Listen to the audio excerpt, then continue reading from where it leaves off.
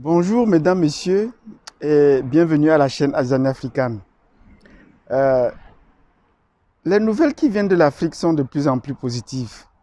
Et si vous voulez en savoir, abonnez-vous et cliquez sur la cloche de notification pour ne pas perdre les nouvelles positives qui viennent tous les jours de l'Afrique.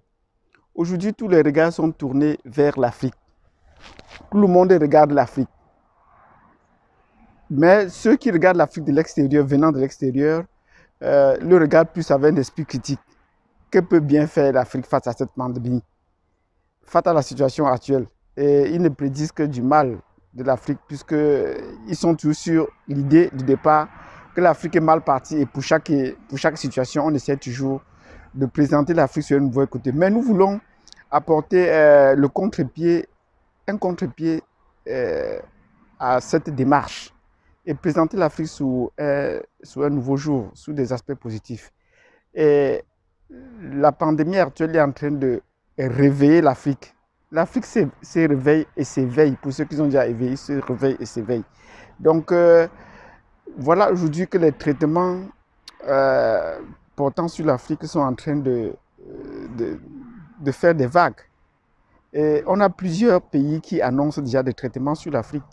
Si vous voulez en savoir plus, installez-vous confortablement, abonnez-vous, cliquez sur la cloche de notification. N'hésitez pas de mettre votre commentaire si vous avez des idées nouvelles, si vous avez des traitements nouveaux par rapport à cette situation. Dans un instant.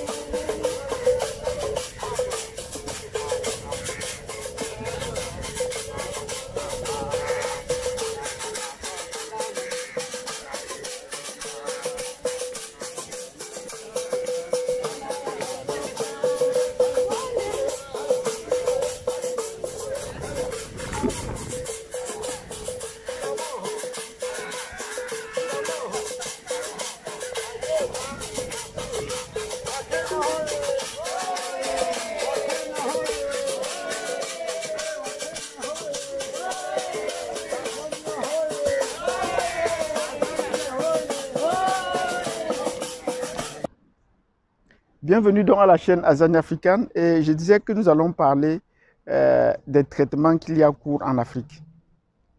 Pour le moment, le traitement le plus en vue, après que les gens aient cité des traitements individuels, des gens ont parlé de boire les urines qui devaient soigner.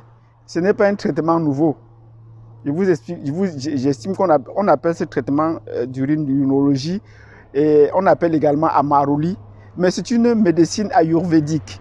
Et la médecine ayurvédique, c'est la médecine qui a cours dans c'est la médecine indienne de l'Inde, dans les hindous. Ils pratiquent cette thérapie-là depuis des millénaires. Donc ce n'est pas nouveau.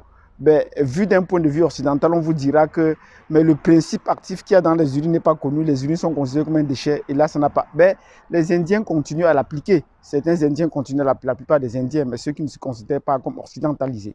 Donc, ce n'est pas un traitement nouveau. Des gens ont pris des urines et ont été soignés. Il y a également les produits amers. Puisque le professeur Raoul a bien dit que la chloroquine pouvait soigner. La chloroquine, nous l'avons dit déjà, vient à la base la quinine. Il y a la quinine contenue là, qui est un produit extrait du quinquina. Mais en ajoutant le chlore, c'est pour blanchir les comprimés et ça peut avoir des effets négatifs. Donc les effets négatifs qu'il y a dans la chloroquine viennent plus du chlore, non pas du quinquina, parce que la quinine est un produit naturel qui ne saurait avoir des effets secondaires. Ajouté à cela, on a ajouté l'aloe vera, on a parlé de l'ail, vous voyez, tout cela sont des produits naturels parce que l'ail est un bactéricide que tout le monde connaît. Donc vous voyez que avec la médecine conventionnelle est en train de montrer ses limites et avec des réflexions parallèles qui donnent de la voix grâce aux réseaux sociaux, on est en train d'accéder à d'autres formes de traitement que la médecine occidentale, que les Européens et la médecine occidentale ont toujours considéré comme la pharmacopée. Nous mettons bien ça entre guillemets comme la pharmacopée. Mais la pharmacopée est en train de faire ses preuves. Depuis cette semaine, nous avons effectivement fait une vidéo là-dessus que Madagascar a trouvé le traitement pour le coronavirus. Et c'est ce traitement-là qui est en train de faire des émules. Mais pour nous autres Africains qui suivons un peu cette démarche depuis un bout de temps, depuis le déclenchement, depuis les 8 semaines passées, ce n'est pas nouveau. Le traitement de Madagascar fait boule de neige, fait effet parce qu'un homme politique a pris le devant pour dire qu'il veut défendre sa population. Et des gens ont même parlé qu'il déclarait la guerre à l'OMS. Parce que le directeur général de l'OMS, qui est également un Africain, est sorti de sa réserve pour dire qu'on n'a pas encore testé le produit, les effets cliniques et tout cela. Mais comme c'est un produit naturel, il va de soi que ça ne peut pas avoir autant d'effets secondaires. Sinon, les effets secondaires ne peuvent provenir que des traitements qu'on peut y ajouter pour la conservation ou pour contrôler l'effet.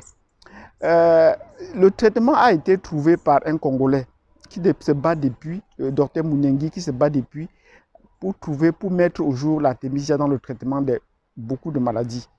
Vous savez, beaucoup de maladies dans la zone tropicale se cachent derrière ce qu'on pourrait appeler couramment le paludisme. Le paludisme n'est qu'un symptôme de plusieurs autres maladies, la typhoïde, les différentes formes de mal-être qu'on peut avoir, on le cache sous le nom de le paludisme. Et qu'il soit des symptômes ou une maladie réelle, l'artémisia apporte toujours une réponse à des effets très positifs sur ces maladies. Donc l'artémisia est un traitement que les Asiatiques utilisaient déjà, notamment les Chinois et même particulièrement les Vietnamiens. Donc avant la colonisation, comment est-ce que les pays tropicaux vivaient? C'était une plante bien connue qu'on utilisait. Donc Madagascar n'est venu que jeter la pavée dans la mare. Mais avant cela, il y avait déjà des traitements. Le premier traitement qu'on a bien reconnu et qui était déjà bien modernisé, c'était le traitement à pivirine du docteur Angon au Bénin. C'était un Béninois. Mais malheureusement là, ses pairs peut-être n'ont pas assez soutenu comme on souhaitait. Et le président n'a pas pris les devants pour dire que ce produit est un produit effectivement valable. Il travaille en collaboration avec le Burkina Faso où il a également soigné des gens. Mais jusque-là, le président n'a pas pris les devants pour dire à la population, effectivement, faites confiance et voilà, ça marche. Donc c'est la différence avec Madagascar où le président a pris les devants pour soutenir le produit, quoique venant d'un chercheur africain du Congo-Kinshasa. Tout récemment encore, en dehors des cas individuels qu'on peut trouver, l'archevêque métropolitain de la ville de Douala au Cameroun a trouvé un produit qui dit il soigne. Et il a déjà fait ses preuves. Contrairement aux autres précédents traitements que nous avons cités, le traitement de l'archevêque de Douala est un traitement gratuit. Si vous êtes malade, vous vous présentez à l'archevêché de Douala, vous allez recevoir un traitement gratuit. C'est à Kodas Caritas de Douala. Donc si vous y allez, si vous êtes infecté et que vous y allez, vous allez recevoir un traitement gratuit. Voilà que l'Afrique apporte des réponses à cette situation. Et le fait d'apporter ces réponses essaie de taire déjà l'aspect business qu'on a derrière les traitements ou derrière la médecine. Parce qu'une faiblesse, et la trop grande faiblesse, et même certains pourraient me qualifier de méchanceté de la médecine conventionnelle européenne, c'est qu'elle voit les choses tout dans le sens du business, le sens des affaires, combien ça va rapporter. Les vies n'ont pas de prix, mais on pose sous le problème de combien est-ce que cela va rapporter. Bon, malheureusement, aujourd'hui, les gens sont fatigués de cette médecine business et doivent procède par une réflexion parallèle. Ce qu'on appelait les réflexions parallèles, oui. Par des raisonnements parallèles, on peut arriver à un traitement différent. On peut arriver à des raisonnements probants et différents. Donc, c'est ce que nous voulons dire dans cette vidéo. Les traitements contre cette petite infection, nous l'appelons petite infection, sont déjà là. Les traitements sont là. C'est une maladie qu'on pourrait considérer de bénigne en Afrique. Ça, il faut qu'on le dise. Bénigne, pourquoi? Parce que les symptômes, que ce soit la grippe ou que ce soit le paludisme, sont des maladies qui n'ont pas encore eu à tuer, qui n'ont pas encore eu à menacer tellement la vie des Africains. Les Africains sont habitués à vivre avec cela. Leur croissance démographique croît. Même s'il y a des cas de mort, on pourrait dire que de ce côté, c'est un peu exagéré.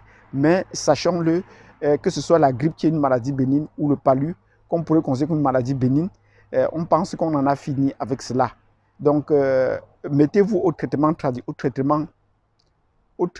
naturel et cela va passer. Boostez votre immunité. Il y a tous les produits naturels pour cela.